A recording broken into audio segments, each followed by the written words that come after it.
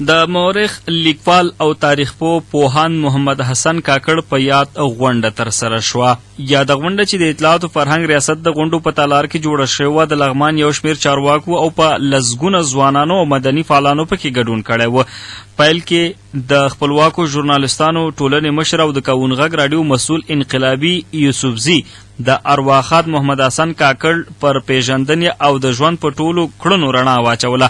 نوموړي پوهان کاکړ د افغانستان په تاریخ لیکلو کې یو رښتینی او په حقایقو برابر یاد کړ او د تاریخ لیکلو په برخه کې د هغه هلې ځلې د قدر وړ وګڼلې. وروسته د لغمان ولایت مصطفی وحید الله میاخیل خبرې وکړې. نوموړي له ځوانانو څخه وغوښتل چې تاسو هر یو ځان کاکړ کړئ.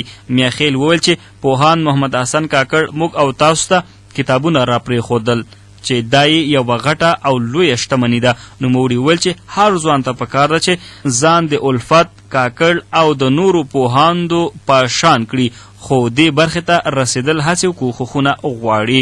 بیا د پوهان محمد حسن کاکړ د تاریخ بنسټ مشر سلیمان خپلواک د کاکړ پر لاسته راوړنو خبرې وکړې. نوموړي وویل چې ښاغلي کاکړ به تل ځوانانو ته د کتابونو لیکلو او مطالعې کولو لارښوونه کوله چې دا یې تر ډېره ځوانانو ته ټینګار و. خپلواک د خبرو په دوام کې د تاریخ بنسټ یادونه وکړه. نوموړي وویل چې د پوهان محمد حسن کاکړ د تاریخ بنسټ چارې په 2015 کال کې پیل شوي چې په 2019 کال کې د هیواد د ولسمشر محمد اشرف غني لخوا د پټۍ په پرې کولو سره پرانیستل شو. نوموړي وویل چې دغه بنسټ د هغو ځوانانو لپاره ده چې د تاریخ لیکونو کې فعالیت کوي.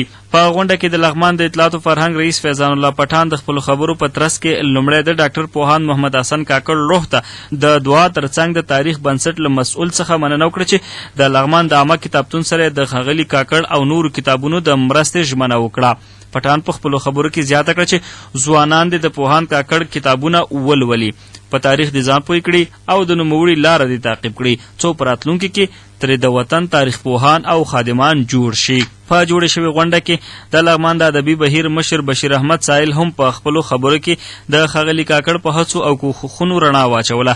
د نوموړي نه شتون یې د دې هیواد لپاره یو لوی زیان یاد کړ. پوهان محمد حسن کاکړ په 1496 لمریز کال د 78 کلونو په عمر وفات او د یو لړ مراسمو په ترڅ کې د لغمان ولایت د قرغې ولسوالۍ اړوند د سرخکانو په سیمه کې خاورو ته وسپارل شو.